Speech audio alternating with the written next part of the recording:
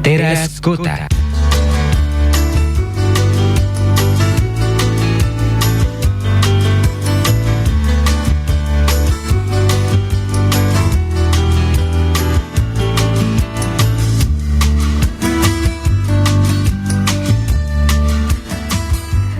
Hai, halo, selamat siang sahabat Sonora, masih melanjutkan Teras Kota di edisi Senin ya, tepatnya tanggal 26 April 2021. Dan pada kesempatan siang kali ini kita akan ada perbincangan terkait dengan tema kita bersama dengan Mitra Wacana ya. Kali ini tentang pentingnya pengelolaan keuangan di masa pandemi. Judulnya pas banget, dan pada siang ini saya ingin sapa dulu untuk narasumber saya. Ada Mbak Ovi Haryani ini selaku Dewan Pengurus Mitra Wacana. Halo Mbak Ovi, selamat siang. Selamat siang Mbak Reni, selamat siang sahabat Sonora. Sehat ya Mbak ya? Iya sehat, luar biasa. Luar biasa. Dan ini judul yang dipilih adalah tentang pentingnya pengelolaan keuangan di masa pandemi. Ini kok bisa pas banget ya dengan kondisi kita ya. Apalagi kan banyak juga dari teman-teman yang di luar sana terkena dampaknya juga ya Mbak. Betul. Ya. Oke, tapi sejauh ini kalau melihat dari perkembangan saat ini, menurut Mbak Ovi seperti apa sih kemudian efek pandemi ini terhadap keuangan baik itu personal maupun keluarga? Oke, iya. Baik, kita ini mengalami pandemi sudah bulan ke-13 ya Mbak. Gitu ya. 1 tahun lebih ya berarti 1 tahun lebih 1 bulan itu. Tapi jangan dirayakan gitu. Nggak boleh. Nggak boleh. Harus segera berlalu. Pada awal pandemi gitu, kita tidak pernah membayangkan ya bahwa kita akan mengalami peristiwa pandemi yang begitu lama, dan itu kan tidak pernah terbayangkan. Kemudian kita harus tinggal di rumah menjaga relasi dengan orang lain, padahal kita itu kan terkenal dengan bangsa yang ramah gitu ya. Budaya kita apalagi di Jogja itu kan budaya yang ramah. Salaman itu kan menjadi, sungkem itu kan menjadi kewajiban gitu ya. Tetapi kan sekarang kita harus merubah cara hidup kita gitu ya, yang biasanya komunal tiba-tiba menjadi tidak komunal begitu. Itu kan juga tantangan tersendiri. Nah, kemudian kenapa sih kita itu bisa harus mengelola keuangan keluarga kita gitu ya. Karena kan kalau kita lihat Mas, pada fase kehidupan kita itu kan berdampak ekonomi gitu ya. Ketika dulu kita sendiri gitu, masih anak-anak, pengeluaran kita atau kebutuhan kita kan berbeda ya. Betul. Kemudian seiring usia gitu, pengeluaran kebutuhan kita juga mengalami perubahan gitu ya. Ketika anak SD dengan yang sudah kuliah pasti berbeda. Kemudian ketika kita berkeluarga itu juga merubah kebutuhan pendapatan dan pengeluaran yang lebih banyak lagi gitu ya. Karena kan setiap fase kehidupan kita itu tadi berefek pada ekonomi. Dulu ketika sendiri kemudian sudah berkeluarga, suami laki-laki dan perempuan menikah gitu kan, itu kebutuhannya berbeda. Kemudian punya putranya sekolah, itu kan ada lagi ya kebutuhan itu. Tidak, kalau kebutuhan itu kan tidak pernah berkurang ya, tapi kan ada kecenderungan naik terus. Sedangkan pendapatan naiknya tidak ada beberapa dari kita kan pendapatan itu juga tidak melonjak cukup lompatannya gitu ya. Panjang gitu ya. Tapi kan ada yang tahap demi tahap begitu. Jadi memang harus kita kelola gitu. Oke, dan pastinya ini juga bikin pusing 7 keliling juga, apalagi kan terkait dengan ini pendapatan bukannya bertambah tapi malah berkurang ketika pandemi seperti itulah. Apalagi kalau dilihat juga beberapa dari kalangan teman-teman, baik itu yang pekerja non formal, kalau yang formal mungkin berbeda ya. Kalau yang non formal rata-rata mereka hanya terpaku pada pendapatan harian. Ini yang kemudian harus putar kreativitas juga nih, kira-kira bagaimana bisa mendapatkan lagi dan lagi gitu kan.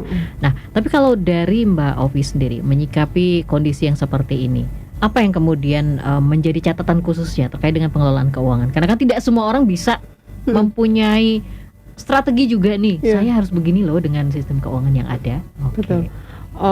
Pada beberapa cerita dari teman-teman begitu ya, baik itu laki-laki maupun perempuan. Kita coba cerita persoalan, sebenarnya kan pandemi dan keuangan itu kan persoalan kita ya. 3 bulan pertama ketika kita ada pandemi itu masih bertahan gitu ya, karena kan baik, pendapatan belum merasakan kurang jauh Efeknya gitu gitu ya, ya. masih belum gitu kan. Kemudian juga tabungan masih bisa gitu ya mengcover, tapi 3 bulan kedua itu orang sudah mulai gelisah gitu ya, mulai gelisah, tabungan mulai sedikit-sedikit terkuras. Kemudian juga ada fenomena bahwa semua orang itu kan menjadi kreatif. Kalau kita lihat di handphone kita itu ada berapa sih grup WA yang semuanya itu menawarkan keterampilannya. Ketika di rumah kan orang menjadi kreatif begitu ya, karena banyak waktu, kemudian banyak kita bisa berpikir, kemudian mencoba sesuatu gitu ya. Nah, akhirnya kita juga ikutan jualan gitu ya, menawarkan apa yang kita punya, itu satu. Kemudian yang kedua adalah adanya tawaran dari luar, itu kan yang luar biasa. Sekarang kita tinggal buka smartphone kita, apapun ada ya. Oke. Kadang-kadang kita tidak butuh, seolah-olah menjadi itu kebutuhan gitu ya. Terutama kan yang paling kenceng sekarang itu kan soal makanan dan minuman gitu ya. Kemudian fashion itu kan tawaran itu luar biasa. Apa aja ada. Nah, itu kan menjadi tantangan tersendiri. Maka disinilah kita itu juga harus bijak. Ini tuh kebutuhan atau keinginan, itu kan juga harus kita lihat ya. Kadang-kadang kan tidak butuh, tapi kadang yang nawarin temen itu jadi nggak enak gitu ya. Gitu kan, karena kemarin dia sudah beli dagangan saya, kemudian nah itu yang seperti itu yang menjadi tantangan terbesar. Kemudian diskon itu kan juga menarik. Gratis ongkir gitu kan juga menarik gitu kan. Nah, itulah yang menjadi tantangan kita, bagaimana kita bisa membedakan antara kebutuhan dan keinginan kita gitu kan. Supaya pendapatan kita yang mulai terbatas ini gitu ya, tidak tergerus untuk sesuatu yang tidak kita butuhkan sebenarnya. Itu kan salah satu strategi juga gitu kan. Dan dulu kalau kita bekerja full di kantor begitu, itu kan pendapatannya tetap full gitu ya. Tapi ketika sebagian hari kita harus di rumah gitu kan, pasti akan ada menurun. Itu kalau bagi kita yang bekerja di sektor formal mungkin dampaknya tidak terlalu kerasa, tapi bagi teman-teman yang memang dia pendapatan harian itu kan juga menjadi kerasa sekali. Sering kita ngobrol dengan online ya, driver online begitu kan, juga awal-awal itu juga luar biasa. Iya Mbak, belum dapat penumpang, baru padahal kan dia juga sudah ditunggu oleh keluarganya di rumah untuk mendapatkan penghasilan. Itu memang luar biasa. Dan ini juga perlu strategi juga, bagaimana yang dulu gitu ya penghasilan kita bisa banyak, tiba-tiba harus menghemat luar biasa. Banyak sekali harus memotong pos-pos yang ada ya Mbak ya. Betul. Dari mulai biasanya rutin bisa jalan-jalan, tapi kali ini malah harus cut cost bener gitu kan, di rumah saja. Betul. Dan ini Mbak, adakah keterampilan dari kita, kadang-kadang kita abai ya gitu, abai untuk mencatat pengeluaran kita gitu. Nanti kalau ini menjadi kebiasaan mencatat ke pengeluaran kita, itu kita akan bisa melihat sendiri gitu ya, apakah kita itu termasuk kategori orang yang boros atau orang yang hati-hati gitu ya. Itu kan kadang-kadang kita ngerti bahwa oh iya, pendapatan dan pengeluaran itu harus direncanakan, harus pengeluaran juga harus direncanakan gitu ya. Ada yang ada keuangan yang harus dicadangkan gitu. Tapi kan kadang-kadang kita tidak melakukan itu ya. Lalai di situ ya. Oke. Ya memang ketika mencatat yang receh-receh itu kan butuh butuh ketabahan. Butuh waktu juga ya Pak ya. Kemudian mencatat, oh ya hari ini beli bensin, oh ya hari ini jajan gitu ya. Tapi dalam seminggu itu kita bisa lihat jajan kita berapa sih gitu ya. Dan sedangkan di rumah sudah ada makan gitu ya, tersedia makanan, tapi kita masih jajan di luar gitu kan. Nanti coba deh kita amati pengeluaran kita. Sebenarnya kita itu termasuk yang boros atau yang cukup hati-hati membelanjakan uang kita. Oke, jangan sampai kemudian kalau kata orang besar pasak daripada tiang. Pusing sendiri nanti kita. Belum sampai akhir bulan sudah bingung gitu ya Mbak ya. Iya. Oke, ini sebenarnya pengalaman pengalaman-pengalaman yang mungkin banyak dialami oleh para keluarga-keluarga ya, terutama Iya. tidak hanya di Jogja saja tapi secara umum. Iya. Karena kan apalagi pandemi seperti ini, paling tidak mereka harus punya strategi tersendiri untuk memanage keuangan gitu ya Iya, Mbak ya. Oke, tapi sebenarnya kalau Mbak Ovi sendiri aktivitasnya saat ini apa sih Mbak? Aktivitasnya itu baik. dia. Aktivitas saya selain saya ibu rumah tangga dengan 2 orang anak, kemudian sekarang diminta untuk menjadi dewan pengurus di Mitra Wacana. Kemudian karena pernah dirumahkan gitu ya, Oke. saya pernah dirumahkan waktu itu. Jadi saya berpikir kemudian saya itu kan ada kesenangan untuk membuat kue. Pada akhirnya ini mencoba keberanian menantang diri saya sendiri untuk saya juga menawarkan dagangan saya gitu ya. Ini pekerja sosial yang mencoba untuk jualan itu juga butuh nyali tersendiri ya. Oke kan, apalagi kan saat ini ya Mbak ya, paling tidak menjelang Lebaran apalagi nih. Oh iya. Harus kemudian berusaha memanfaatkan peluang yang ada Betul. gitu ya. Nah, Oke, luar biasa sekali Mbak Dan Ovi, itu apalagi dengan dukungan luar dua biasa. anak loh ibaratnya gitu kan. Iya. Sudah langsung, aduh ini saya harus gimana dengan keuangan ya gitu betul, kan. iya. Karena ibaratnya menjadi ibu rumah tangga itu adalah boleh juga dibilang bagian keuangannya juga nih. Betul. Dan pembelanja terbesar di keluarga itu kan sebenarnya ibu ya. Ibu itu pembelanja terbesar. Jadi seolah-olah kadang-kadang kita juga perempuan itu boros gitu ya, karena dia belanja terus. Nah, mari kita lihat gitu kan. Karena tanggung jawab kita sebagai pembelanja tadi loh. Setiap hari kan pasti kita mengeluarkan uang ya. Iya. Jadi matahari terbit aja kita udah uang saku anak-anak, makan apa hari ini, kemudian sosial bagaimana, itu kan sudah menjadi tanggung jawab kita. Oke, manajer keuangan rumah tangga gitu ya. Betul. Yang Keren kemudian- sekali ya. Iya. Malah salut itu soalnya ibaratnya profesi yang memang di luar prediksi semua orang sih. Betul. Dikira enak gitu kan, ternyata enggak gitu. Ketika kita tuh pernah suatu kali gitu coba sharing dengan pasangan, gimana kamu coba Bertukar posisi gitu ya. kebutuhan kamu yang penuhi, nanti saya buat list gitu. Ternyata dia pusing sekali, nggak sanggup gitu. Ini challenge loh Mbak, Iya, ibaratnya untuk betul. pasangan juga nggak ada arti. Iya. Biasanya protes, kok duitnya yang keluar banyak sih? Iya. Ya, tukar posisi yuk gitu kan. Bisa nggak sih? Padahal ya pusingnya Iya, luar biasa gitu betul. kan. Oke. Dan pastinya untuk Anda sahabat Sonora yang mungkin ingin bergabung pada kesempatan siang kali ini, silahkan ya. Anda bisa juga sharing terkait dengan pengelolaan keuangan seperti apa sih ya di keluarga, atau mungkin pengen mendapatkan tips dan triknya dari Mbak Ovi, silahkan langsung bergabung bersama kita melalui SMS ataupun WhatsApp Sonora di 0817548320 ya, atau bisa juga melalui telepon di 557762. Kita break dulu ya Mbak Ovi ya. Oke, dan sahabat Sonora tetap bersama kami di 97,4 FM.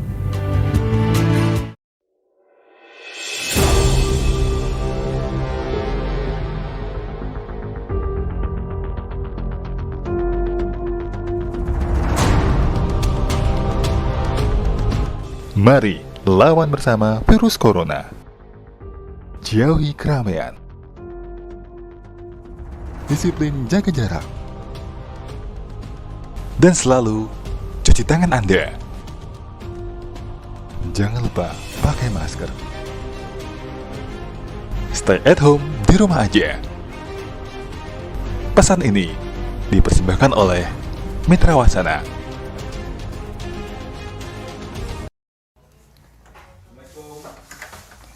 Waalaikumsalam. Ono apa ya Mas? Kok rame-rame ngene iki? Oh ya Allah, aku lali. Assalamualaikum warahmatullahi wabarakatuh. Selamat pagi pemirsa. Kali ini saya akan memberikan tips dan trik buat kalian cara menjaga kesehatan mental di saat pandemi COVID-19 ini. Yo Mas, aku tak nganggo sepatu dulu.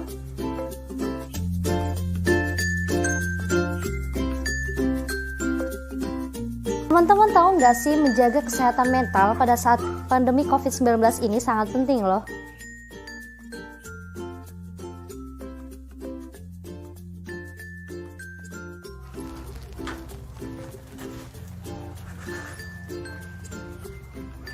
Ada beberapa hal yang dapat menyebabkan gangguan kesehatan mental, seperti rasa ketakutan atau rasa cemas kita akan adanya wabah, dan rasa jenuh saat karantina, kemudian banyaknya informasi yang simpang siur dan belum tentu jelas dan faktanya.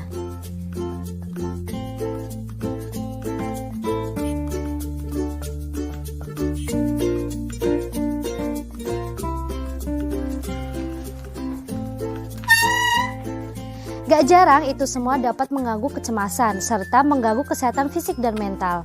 Nah, apa aja sih langkah-langkah yang harus dilakukan untuk mengatasi kesehatan mental pada saat COVID-19 ini? Yuk ikutin terus!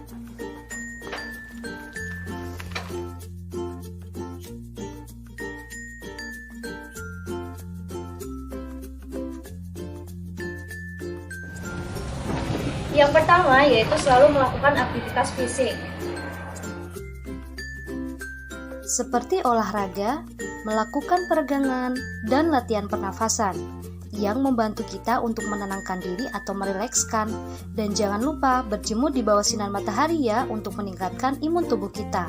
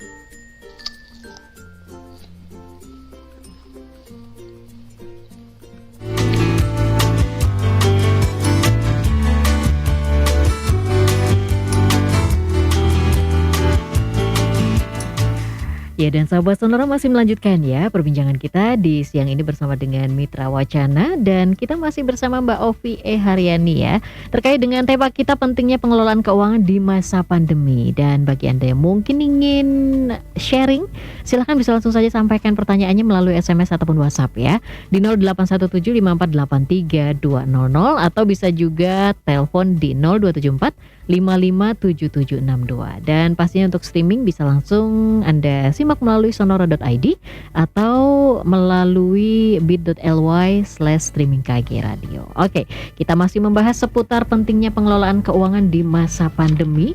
Dan kalau tadi kita sudah dengarkan juga dari Mbak Ovi, sebenarnya aktivitas beliau apa sih? Ternyata memang seperti orang kebanyakan, ibu rumah tangga juga merupakan bagian yang tidak terlepas ya Mbak ya. Dengan kepusingan keuangan di keluarga, dan pastinya semua orang juga mengalami sih sebetulnya. Meskipun kadang-kadang ada juga yang menganggap gampang kok, padahal enggak ya. Padahal enggak banget ya Mbak Ovi. Oke. Nah, tapi sebetulnya seberapa penting buat kita untuk para keluarga nih, bukan hanya keluarga muda, maksudnya keluarga-keluarga yang lainnya juga nih, dalam mengelola keuangan kita sendiri Mbak Ovi? Oke. Baik. Sebenarnya kan kalau kita lihat ada, saya menyebutnya kategori keuangan di keluarga kita gitu ya. Yang pertama itu apakah, mari kita refleksi terhadap hidup kita begitu ya. Apakah kita itu termasuk keluarga di mana gali lubang tutup lubang untuk memenuhi kebutuhan kita. Jadi gali lubang tutup lubang. Kita ada kebutuhan, kemudian meminjam. Kemudian ketika ini harus jatuh tempo dikembalikan, kita pinjam lagi untuk menutup itu. Dan itu begitu terus gitu ya. Apakah itu keluarga kita yang di situ, atau yang kedua adalah keluarga kita yang ini termasuk perjumpaan saya dengan teman-teman muda itu ya rock and roll, saya menyebutnya begitu. Jadi rock and roll, bekerja, kemudian ada kebutuhan digunakan untuk belanja, habis ya sudah bekerja lagi gitu ya untuk mendapatkan penghasilan. Nah itu saya menyebutnya keluarga rock and roll gitu. Istilahnya benar. Atau keluarga kita sudah masuk pada keluarga di mana ada pendapatan, kemudian belanja, sisanya ditabung. Atau kita keluarga yang keempat ini adalah keluarga di mana ada pendapatan, kemudian untuk ditabung dulu, kemudian bayar pinjaman, baru untuk konsumsi, untuk belanja gitu. Itu masuk di kategori mana gitu ya? Monggo. Kalau idealnya gitu ya, kita bicara soal ideal. Kalau belanja itu kan saving dulu gitu ya. monggo savingnya 10-20% gitu, kalau lebih ya bagus. Kemudian membayar kewajiban kita, pinjaman, kalau ada pinjaman orang punya pinjaman itu tidak selalu buruk ya, karena kan kalau saya itu berarti tergantung kebutuhannya juga ya, tergantung kebutuhannya. Itu berarti kita taraf hidupnya baru mau meningkat, asal jangan untuk konsumtif kalau untuk konsumtif ya nanti persoalan lagi di kita, kemudian baru sisanya itu untuk belanja. Itu kan membuat kita menjadi lebih tenang. Memang kadang-kadang kita kan selalu merasa bahwa persoalan di kita itu adalah pendapatan kita yang persoalan gitu ya. Sebenarnya apakah benar pendapatan kita yang persoalan? Itu mari kita lihat pengeluaran kita, lagi-lagi pengeluaran kita dulu dilihat gitu. Apakah kita cukup itu tadi, hati-hati, efektif untuk menggunakan uang kita. Keinginan dan kebutuhan lagi-lagi harus kita lihat gitu. Jangan sampai bahwa apa yang kita belanjakan itu adalah semata-mata hanya keinginan semua. Nah itu bagaimanapun pendapatan kita mengejar untuk income yang tambah, tetapi ketika pengelolaan keuangan kita tidak kita lihat gitu ya, tidak kita rencanakan ya, itu akan terjadi seperti itu terus. Makanya baik adanya ketika kita sudah berkeluarga begitu ya, untuk dulu di awal pernikahan gitu ya, apakah sudah saling terbuka, berapa sih pendapatan istri, berapa sih pendapatan suami gitu ya, saling terbuka, kemudian apa saja sih pengeluaran itu kan, itu sudah dibicarakan. Ini yang kadang-kadang beberapa perjumpaan saya dengan calon pengantin begitu ya. Nah, ketika saya bertanya, sudahkah terbuka teman-teman gitu kan? Belum Mbak gitu. Kalau masih kenapa? Rahasia Masih gitu ya? rahasia. Padahal kita sudah mau hidup bersama, tapi ternyata belum seterbuka itu. Kan akan repot juga. Jangan sampai terjadi juga dalam keluarga itu, misalnya uangmu, uangku sendiri gitu kan juga. Oke. Jadi repot. Masih ada yang seperti itu. Ya, bagaimana keluarga ini gitu ya bisa bersama-sama untuk merancang kesejahteraannya gitu ya. Kan nggak asik juga kalau misalnya hidup bersama tapi pembelanjaannya sendiri-sendiri, ya repot sendiri juga gitu kan. Oke, jadi di sini kita sudah bisa langsung melihat ya, kira-kira kita bagian dari keluarga yang mana gitu ya Mbak ya. Mau yang rock and roll gitu tadi, kalau Mbak Ovi bilang yang ibaratnya gali lubang tutup lubang, ada juga, kemudian ada juga yang kemudian menerima pendapatan ada sebagian ditabung, atau mungkin kemudian untuk yang keempat nih ya tadi, diterima pendapatan kemudian ditabung, setelah itu dibelanjakan lagi, atau mungkin untuk pembayaran yang lain-lain gitu betul. kan. Oke, tapi sebenarnya idealnya yang mana sih Mbak? Kan jadi bingung karena saking banyaknya.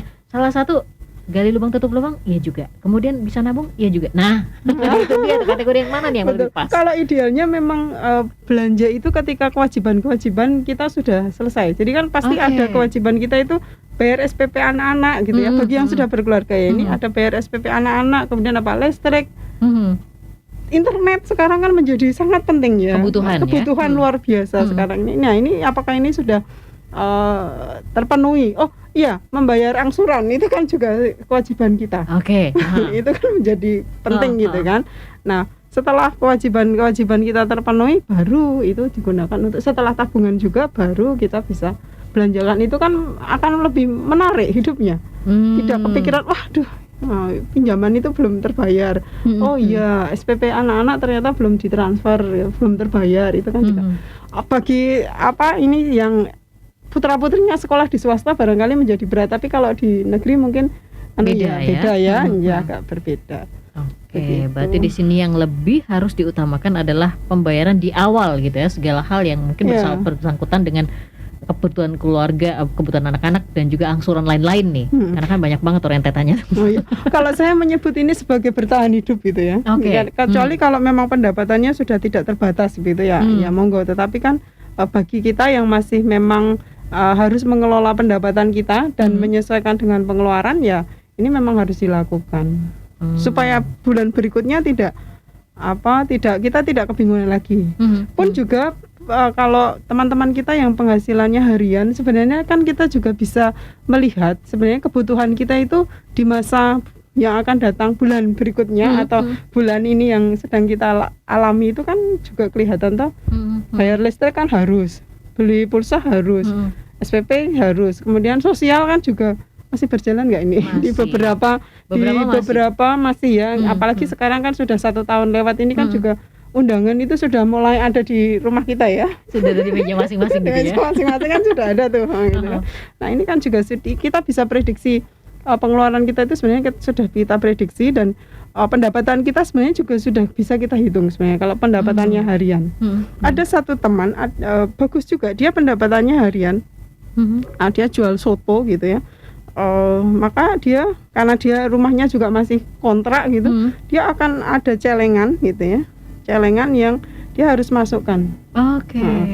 Dan kita selalu berpikir soal menabung itu adalah sesuatu uang-uang merah, uang-uang biru begitu ya, dan segepok gitu ya. Kalau kita betul, kalau kita antri di bank gitu, kemudian hanya menyetorkan beberapa uang merah atau biru sekian lembar itu kan mungkin ada perasaan tidak nyaman atau bagaimana, mungkin loh ya gitu. Tapi kan sekarang sudah ada juga cara gitu ya, setor tunai. Setor tunai gitu tanpa kan harus bertemu dengan teller gitu betul. ya. Dan kita tidak harus malu misalnya gitu. Toh itu uang-uang kita sendiri, jadi kita tidak perlu malu. Itu bagi yang punya uang merah atau uang biru yang memang akan kita sisihkan. Tetapi pernah nggak kita berpikir soal mengumpulkan uang-uang koin?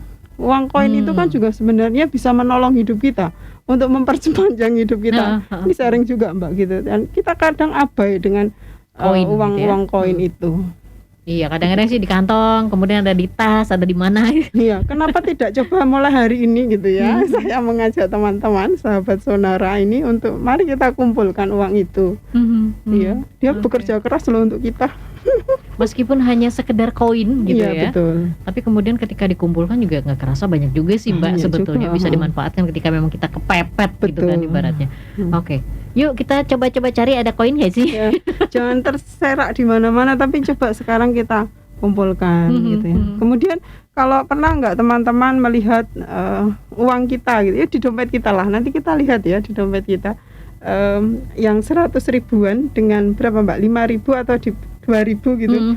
Pasti kan yang 100 ribu ini bentuknya masih halus, mulus gitu ya, cantik sekali gitu kan. Tapi bagaimana dengan uang 2.000 kita atau 5.000 kita yang uang kertas itu? Pasti kan di situ komel ya, banyak kucel ya. Tapi dia bekerja keras loh untuk kita. Kita kasih uang saku anak kita. Kemudian anak kita jajan dari sama bapak atau ibunya pedagang yang di sekolah tadi, digunakan untuk belanja lagi. Dia bekerja sangat keras menolong kita gitu ya. Tapi uang 100 ribu tadi kan datang ke gitu supermarket belanja sudah gitu. Oke, jadi ini secara tidak langsung juga poinnya adalah bagaimana kita menghargai uang yang kita gunakan gitu ya Mbak ya. Karena kan secara tidak langsung juga itu akan menolong kita juga gitu kan. Oke, luar biasa sekali. Nah, bagi Anda yang mungkin ingin ngobrol bersama dengan Mbak Ovi, tema kita asik nih ya. Apalagi kan terkait dengan pentingnya pengelolaan keuangan di masa pandemi. Silahkan bisa langsung sampaikan melalui SMS ataupun WhatsApp 081754832200 atau bisa juga melalui phone live di 557762. Kita break dulu ya Mbak Ovi ya. Oke. Halo sahabat Mitra Wacana, di Indonesia dari sejak dahulu sudah memiliki perempuan-perempuan yang menginspiratif. Contohnya, ada Era Kartini di Jawa dan ada Rasuna Said di Sumatera. Kali ini, kita akan membahas 5 wanita inspiratif yang ada di Indonesia, versi Mitra Wacana. Yang pertama, Najwa Shihab. Najwa adalah putri dari ulama besar Indonesia, yaitu Muhammad Quraish Shihab. Dia berhasil lulus dari Universitas Indonesia dan Melbourne Law School dengan prestasi yang membanggakan. Walaupun dia menempuh pendidikan hukum, dia lebih dikenal oleh khalayak umum sebagai jurnalis perempuan yang banyak meraih prestasi. Jika membahas soal prestasinya, perempuan kelahiran Makassar, Sulawesi Selatan ini telah meraih banyak penghargaan. Pada tahun 2005 dari PWI Pusat dan PWI Jaya. Dia juga pernah terpilih sebagai jurnalis terbaik Metro TV dan hingga saat ini dia masih menjadi jurnalis perempuan yang tersohor di Indonesia. Kedua, Susi Pujiastuti. Siapa yang tak kenal dengan salah satu menteri di era Presiden Jokowi periode pertama ini? Susi Pujiastuti. Susi Pujiastuti merupakan mantan Menteri Kelautan dan Perikanan di Kabinet Kerja. Pada tahun 2015, ia mendapatkan penghargaan sebagai perempuan pertama yang menjabat Menteri Kelautan dan Perikanan dari Museum Rekor Indonesia. Ia juga sering diberitakan oleh media Indonesia karena terobosan dan kebijakannya. Selain dikenal menteri yang tegas dan bijak, dia juga terkenal dengan bisnisnya yang besar dan brand miliknya terkenal hingga mancanegara.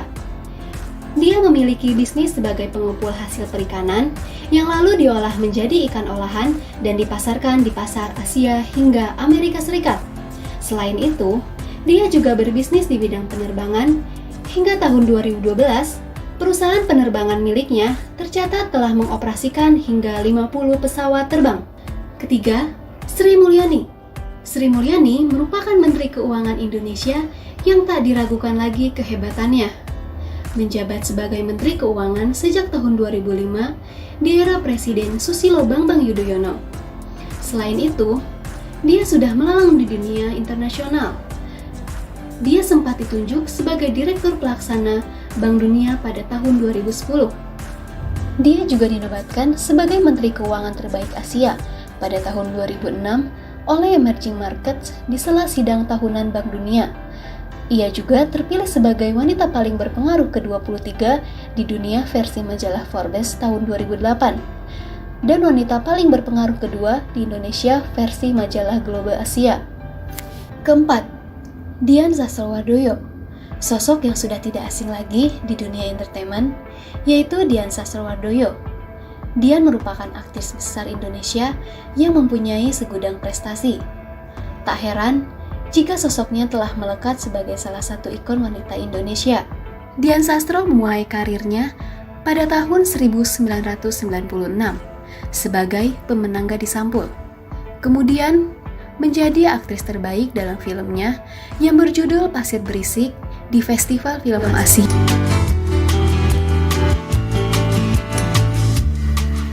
Ya, dan sahabat Sonora, selamat siang untuk Anda yang baru saja bergabung ya bersama dengan 97,4 FM Sonora Jogja. Kita masih membahas seputar pentingnya pengelolaan keuangan di masa pandemi. Dan masih bersama dengan Dewan Pengurus Mitra Wacana di siang ini, yaitu Mbak Ovi E. Haryani. Bagi Anda yang ingin bergabung, konsultasi bisa kok ya, langsung saja melalui SMS ataupun WhatsApp kami 081754832200 atau phone live di 557762. Oke Mbak Ovi, kali ini kita tanggapi dulu ya pertanyaan yang sudah masuk di siang ini ya. Iya. Ini sudah ada Mas Mahen di Bantul menanyakan, Mbak Ovi, ini terkait dengan pembagian untuk investasi nih, kemudian untuk kebutuhan dan juga untuk dana darurat. Sebetulnya gimana sih mengelolanya? Pusing juga ternyata. Iya. Selamat siang Mas Mahendi di Bantul. Baik. Ini bicara soal ya Mas Hendi, ideal dan ini bisa kita latih. Saya sih masih percaya bahwa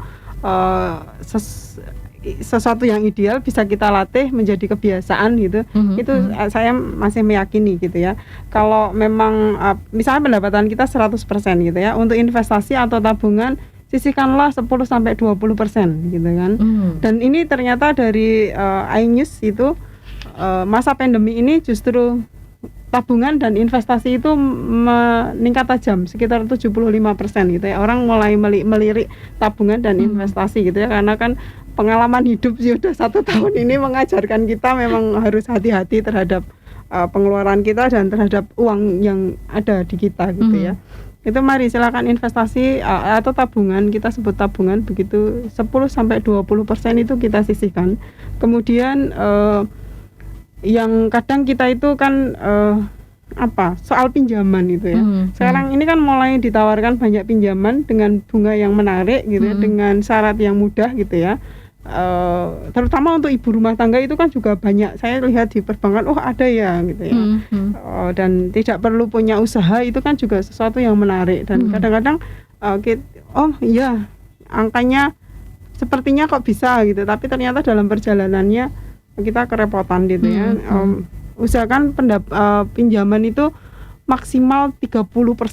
Ada beberapa perbankan itu boleh sampai 35% dari pendapatan gitu. Tapi menurut saya ketika 30% itu batas aman gitu ya untuk kita bisa pinjam. Kemudian untuk kebutuhan sekolah pasti SPP itu kan silakan nanti dihitung gitu ya. Dan kebutuhan itu baru belanja itu setelah kita sudah memilah-milah, apa sih bahasa Jawanya, monto-monto, membagi-bagi membagi-bagi itu. Kemudian dana darurat itu mari kita sisihkan 10%. 10% gitu ya. 10% supaya apa? Ketika kita ada kebutuhan itu kita itu sudah tidak begitu pusing gitu ya.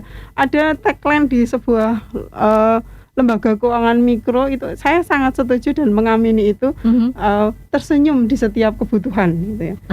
Itu luar biasa sekali ya. Ketika kita ada kebutuhan kita bisa tersenyum, masih bisa tersenyum gitu ya. Karena apa? Ini tadi ada dana darurat yang memang kita sisihkan. Sepertinya sulit di awal, tetapi ketika ini menjadi sebuah kebiasaan itu kan menjadi tidak terlalu sulit. Ya kan? Ketika ada perubahan ini kan pola pikir yang kita rubah, kemudian perilakunya mengikuti. Nah, itu kan menjadi kebiasaan. Biasa karena terbiasa gitu ya. Betul. Supaya lebih enak juga nih.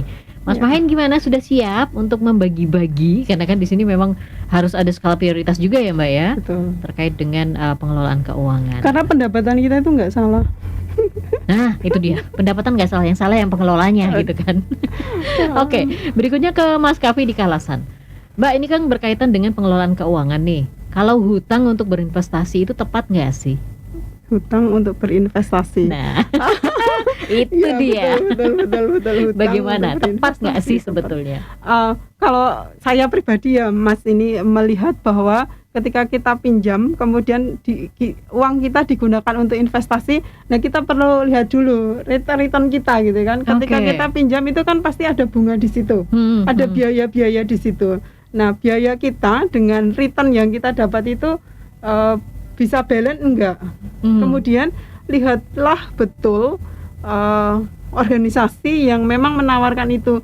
Jangan sampai di awal itu manis, tetapi di belakang menjadi tidak enak. Itu kan juga banyak terjadi ya. Beberapa pengalaman di komunitas kami juga begitu, ditawarkan untuk investasi, kemudian mereka sudah jual sapi, jual ya macam-macam yang dia punya, kemudian dimasukkan di investasi itu, ternyata 3 bulan kemudian sudah nggak mendapat return lagi dari investasi itu. Kalau saya coba dilihat bonafitnya di lembaga yang memang menawarkan investasi di kita.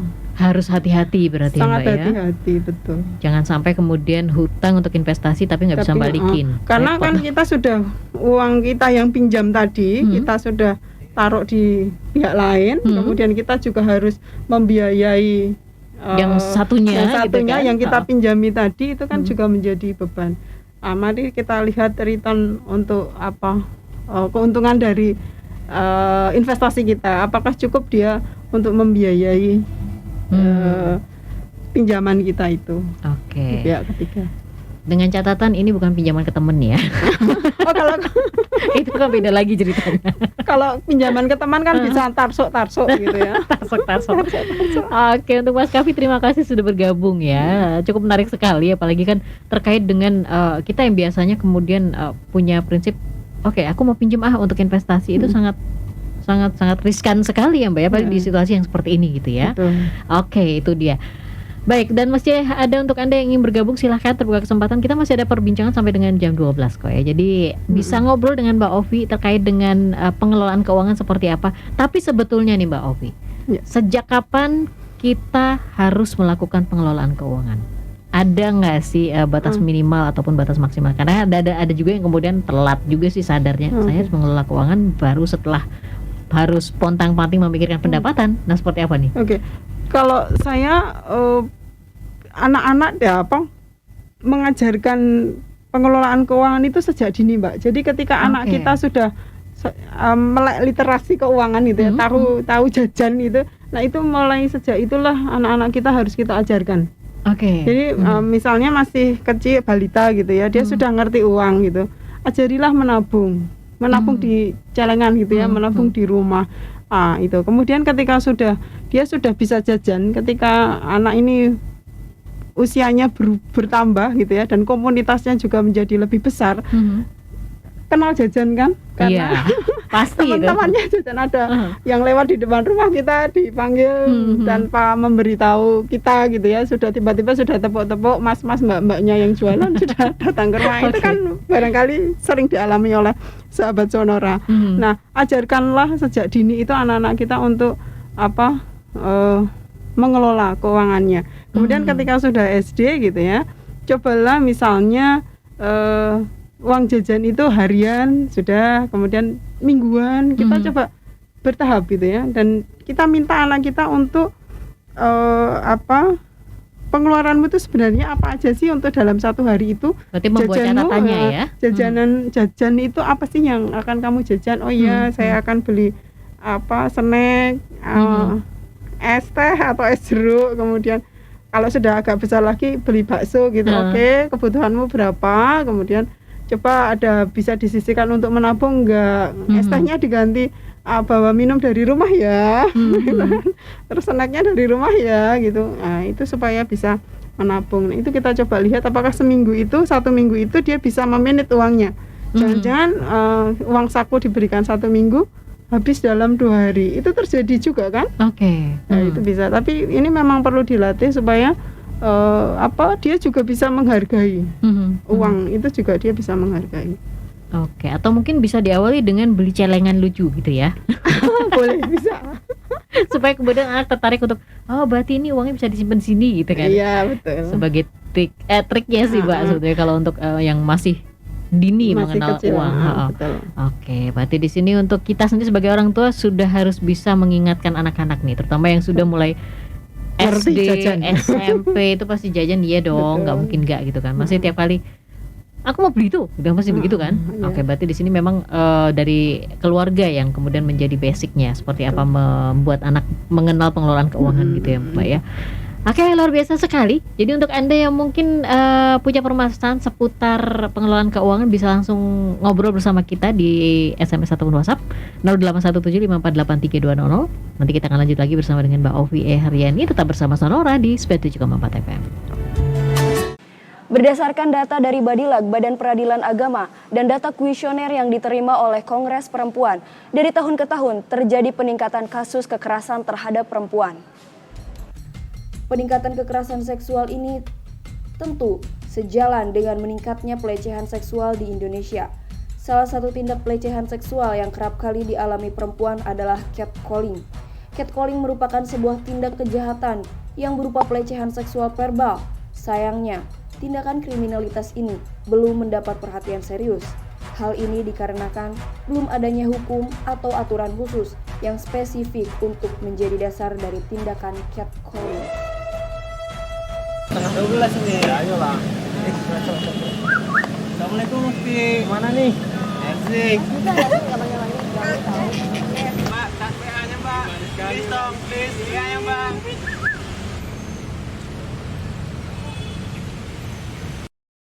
Mas, lain kali itu jangan kayak gitu lagi. Secara nggak langsung itu sudah termasuk tindakan pelecehan seksual. Dan kami sebagai perempuan nggak suka digituin.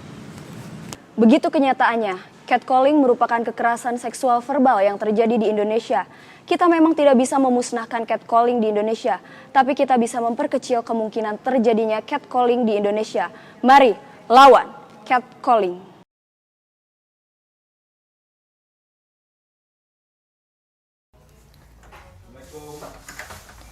Waalaikumsalam. Ono apa ya Mas? Kok rame-rame ngene iki?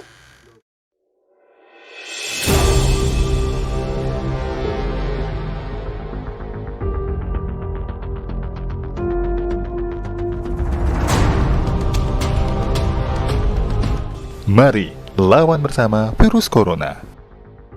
Jauhi keramaian. Disiplin jaga jarak. Dan selalu cuci tangan Anda. Jangan lupa pakai masker. Stay at home di rumah aja.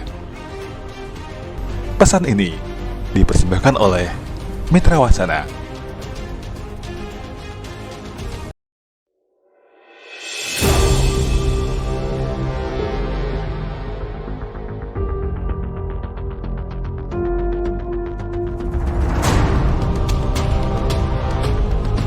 Mari lawan bersama virus corona.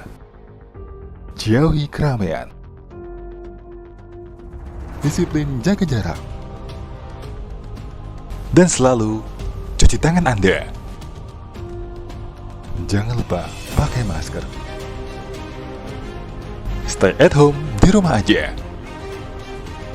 Pesan ini dipersembahkan oleh Mitra Wacana.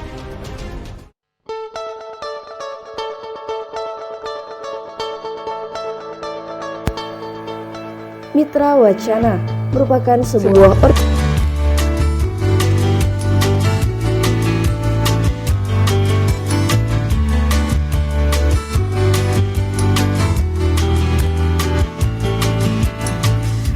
Ya, dan sahabat Sonora, kita masih melanjutkan ya perbincangan di siang ini bersama dengan Mitra Wacana dan masih bersama Mbak Ovi Haryani. Ini selaku Dewan Pengurus dari Mitra Wacana terkait dengan pentingnya pengelolaan keuangan di masa pandemi ya. Dan kali ini kita coba tanggapi dulu pertanyaan yang sudah masuk. Ini dari Mbak Imelda Zuhaida. Ini menanyakan dalam menyikapi situasi pandemik nih Mbak, pendapatan yang menurun dan juga pengeluaran tetap atau bahkan menurun. Nah, sekarang tren mantap alias memakan tabungan, lama-lama tabungannya menipis nih. Apa ada tips bagaimana menyikapi yang demikian? Oke, kayaknya tabungannya mulai defisit ya. Silakan Mbak. Bergerak menurun. Bergerak menurun gitu kan. Ya. Seperti apa nih Mbak Ovi? Ya, tapi menarik ini tadi ada istilah mantap makan tabungan. Oke, baik. Ini memang menjadi persoalan kita. Pendapatan kita tetap. Tetap itu berarti masih bersyukur gitu ya, karena kan pendapatannya tetap, artinya tidak begitu bergejolak gitu ya di rumah tangga kita. Tetapi ketika pendapatannya menurun, sedangkan gitu ya di luaran kita, dalam genggaman kita itu kan iklan itu luar biasa ya. Kita kalau saya bilang dari membuka mata itu kan sudah di grup WA kita kan pasti sudah menarik sekali ya, ada ya, gitu ya, sel dari makanan, pakaian, kecantikan gitu kan, itu luar biasa ya, mempengaruhi kita. Dan kadang-kadang kita itu tidak cukup punya benteng yang saya tidak perlu. Jadi kalau saya masih melihat bahwa memilah antara kebutuhan dan keinginan itu menjadi kunci ketika kita akan membeli atau membelanjakan uang kita. Itu lagi-lagi kebutuhan dan keinginan itu harus selalu kita ingat di dalam diri kita sendiri gitu ya. Jangan sampai nanti sekarang ini kan beberapa dari kita kan mengalami krisis saving saldo di tabungan kita ya. Saldo kita kan sudah mulai bergerak menurun. Nah, itu jangan sampai mantap ini terjadi berkepanjangan. Sedangkan kebutuhan kita kan sebenarnya tidak bisa juga kita serta-merta gitu ya, terutama kebutuhan pokok kita kan tidak bisa serta-merta kita kurangi. Ketika makan kita kurangi, nanti kita tidak bisa beraktivitas. Kemudian ini kita perlu menjaga daya tahan tubuh. Nah, kalau asupan gizi dengan yang kita keluarkan tidak seimbang, ini kan juga menjadi persoalan. Kita menjadi rentan terhadap virus-virus yang ada di luar gitu ya. Ini juga harus kita perhatikan. Jangan sampai kebutuhan soal makan ini menjadi kita kurangi sedemikian hebat, kemudian mengabaikan soal kesehatan kita gitu ya. Itu yang harus kita lihat. Kemudian mana sih sebenarnya yang masih kita bisa masih kita bisa kita cake gitu kan. Masih bisa soal fashion barangkali, oh ya Mas, kita masih punya kok baju bagus 5 gitu atau 2 gitu. Ya sudah, kita tidak usah tergiur dengan tawaran atas fashion dan seberapa butuh sih gitu ya. Apalagi ini besok lebaran gitu ya. Sale itu kan menggoda sekali, dari baju, dari sepatu. Itu kan luar biasa sekali godaannya gitu kan. Nah, bagaimana ketahanan kita terhadap godaan itu? Gitu. Ini kebutuhan atau keinginan. Kalau baju lebaran kita yang tahun lalu masih kita bisa pakai, ya kenapa tidak gitu. Atau baju yang lain masih kita bisa pakai. Nah, ini sekali lagi bahwa daya tahan kita terhadap tawaran di luar sana gitu ya. Sedangkan kita kan tahu ya posisi keuangan kita itu kita sudah paham benar gitu ya. Ketika aku pembelanjakan ini pasti akan ada risiko ini gitu kan, pasti itu juga harus satu paket kita lihat juga. Berarti harus memahami bahwa di sini ketika berbelanja yang tidak kita butuhkan, pos ini akan mengurangi dengan pos yang lainnya gitu ya. Oke, ternyata memang di sini kita harus buat pos-pos tersendiri nih. Kalau perlu diamplopin satu-satu, ini buat ini gitu ya Mbak ya. Supaya lebih gampang gitu kan. Karena ternyata ketika sudah terima uang banyak yang ada kalap. Betul, seolah-olah gitu kan. Dan padahal hidup kita kan sampai bulan berikutnya gitu ya. 1 bulan tuh lama loh ya. Jangan-jangan nanti minggu pertama atau minggu kedua sudah selesai gitu ya. Uangnya sudah habis gitu. Terus bagaimana sisa 2 minggu lagi yang harus kita akan lewati, itu kan juga menjadi tantangan besar. Oke, apalagi untuk keluarga ini ya, kan memang PR banget, apalagi dengan kondisi seperti ini, bagaimana penghasilan yang kita dapatkan harus mencukupi selama 1 bulan. Betul. Itu kan. Jadi sebaiknya seperti apa langkah yang harus kita lakukan, terutama untuk mengelola keuangan apabila penghasilan kita sendiri minim nih Mbak, karena kan tidak semua orang mempunyai penghasilan yang standar seperti itu ya. Ada ininya nggak, ada apa semacam bocorannya nggak, atau tipsnya dari Mbak Ovi sendiri? Pendapatannya minim gitu ya. Kudu cukup. Ya, kita jangan menyalahkan pendapatan kita ya gitu. Itu harus kita harus sepakat dulu gitu. Kita jangan pernah menyalahkan pendapatan kita, apalagi ketika misalnya menyalahkan pasangan kita gitu. Jangan gitu. Itu sumber sumber malapetaka di dalam rumah kita. Akhirnya kita tidak akan gembira gitu, tidak akan bahagia. Ketika kita tidak akan bahagia, kita tidak akan sejahtera gitu ya. Karena menurut saya soal keuangan itu tidak melulu soal uang gitu ya, tetapi bagaimana hati kita di dalam rumah kita itu ada kedamaian. Itu kan juga kesejahteraan juga ya, ukuran kesejahteraan. Mari kita bisa diskusikan itu. Dan ini sekarang itu kan gaya hidup itu lebih diutamakan ya Mbak. Iya orang keren gitu ya di luar dengan apa yang kita gunakan, tetapi kan kita ada carut marut di belakang, terutama soal ekonomi itu kan juga tidak menarik juga. Satu pendapatan yang seolah-olah tidak cukup atau minim itu tadi gitu. Itu mari kita buat perencanaan keuangan keluarga. Anggaran belanja keluarga itu menjadi penting bagi kita gitu. Entah ini yang masih single atau yang sudah berkeluarga, itu penting untuk kita membuat anggaran belanja keluarga, anggaran belanja pribadi berarti kalau masih single sendiri gitu ya. Itu kan ada pengeluaran yang tetap gitu ya tadi ya. Kalau mas anak kos berarti bayar kos. Kemudian listriknya belum. Listrik, kos itu harus bayar listrik ya. Belum pernah kos soalnya. Bayar kos, kemudian pulsa itu kan menjadi penting. Kemudian apalagi sosial, anak-anak muda sekarang yang sudah bekerja kan juga punya tanggung jawab sosial juga ya. Beberapa cerita dari teman-teman yang belum berkeluarga ini kan sudah ada. Nah mari kita buat tadi dengan persentase yang tadi atas pertanyaan Mas Mahendi dan Mas Mahen, betul. Itu kita bisa buat, kita bisa kata kelompok-kelompokkan gitu ya berdasarkan kebutuhan kita. Dan satu hal soal gaya hidup itu, mari kita juga mengajarkan pada diri kita sendiri bahwa apakah kita itu akan tergilas dengan tren yang ada gitu kan. Itu kembali lagi kepada diri kita gitu ya.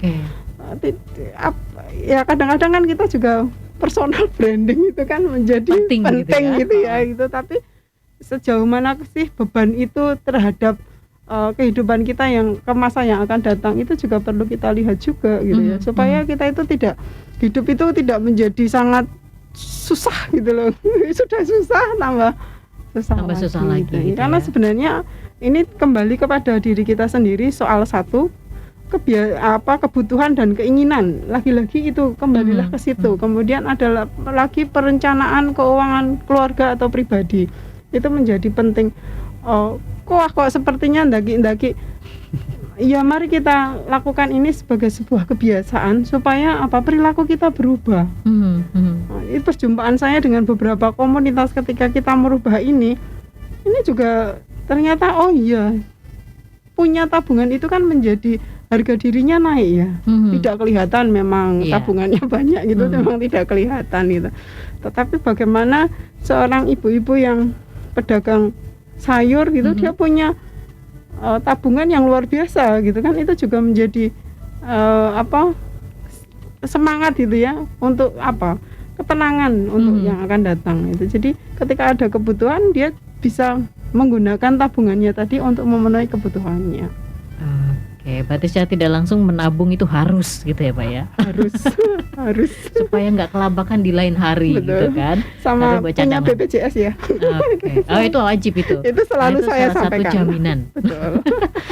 Oke, itu dia. Jadi untuk Anda yang tadi sudah bergabung pastinya sudah terjawab pelan-pelan. Mulai buat catatan meskipun hanya ya ibaratnya secara sederhana saja ya Mbak ya. Tidak perlu kemudian harus pakai buku kas keluar, buku kas masuk gitu kan. Itu kayaknya kok terlalu ribet gitu kan. Jadi catatan biasa saja supaya lebih tahu kira-kira berapa sih pengeluaran kita dalam satu hari gitu ya. Terutama pemasukan juga dicatat loh ya, jangan sampai lupa. Kadang-kadang gitu tuh. Pengeluaran dicatat, pemasukan Wiki dapat berapa ya gitu kan, malah lupa gitu kan. Oke. Nah, Mbak, apa yang mau disampaikan untuk warga Jogja khususnya, apalagi kan terkait dengan ada istilahnya supaya kita bisa mencapai financial wisdom. Kayaknya kalau udah urusan financial udah langsung apa nih yang mau disampaikan? Silakan. Kalau financial wisdom itu kayaknya jauh banget gitu ya Mbak ya gitu. Maksudnya apakah saya sebagai pekerja yang penghasilannya harian ini mampu untuk meraih ke sana gitu ya. Ya udah, kalau mau ke sana kita lakukan hal yang sederhana dulu gitu ya. Ada pendapatan, mari kita buat anggaran belanja keluarga atau pribadi. Tadi kan kita sudah bisa melihat sebenarnya kebutuhan tetap itu apa sih gitu ya. Dan itu tidak bisa di otak-atik. Ya, tadi lupa bayar BPJS itu kan juga wajib gitu ya, karena kita, ini proteksi terhadap kesehatan kita itu penting gitu ya. Itu juga sekarang menjadi kebutuhan pokok gitu ya untuk membayar BPJS. Kalau PNS, ASN mungkin sudah langsung dipotong gitu ya. Kita tidak akan berpikir itu. Tapi bagi kita yang pekerjaan harus memang menyisihkan sendiri, ya ini memang harus kita sisihkan sungguh untuk proteksi kesehatan kita. Itu kemudian pendapatan dan pengeluaran itu harus disesuaikan. Sekali lagi, pendapatan kita itu tidak salah, tapi pengelolaan kita itu harus saya ulang-ulang gitu ya. Kemudian ada kebutuhan dan keinginan. Tampaknya sederhana, tetapi itu kan godaannya luar biasa. Apalagi dengan iklan yang ada di smartphone kita itu kan juga luar biasa ya. Ini kemampuan daya tahan kita terhadap godaan terhadap tawaran di luar kita ini kan yang memang harus kita ingat betul gitu ya. Kemudian menabung itu menjadi penting gitu ya. Supaya supaya kita tadi seperti tagline di lembaga keuangan itu tadi yang tersenyum di setiap kebutuhan.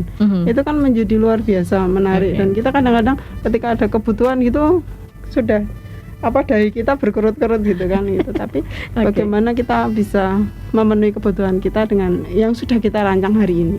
Luar biasa sekali. Jadi langsung dicatat semuanya. Terima kasih sekali Mbak Ovi atas perbincangan di siang ini. Semoga bermanfaat untuk masyarakat ya, terutama untuk keluarga-keluarga kecil maupun yang besar nih.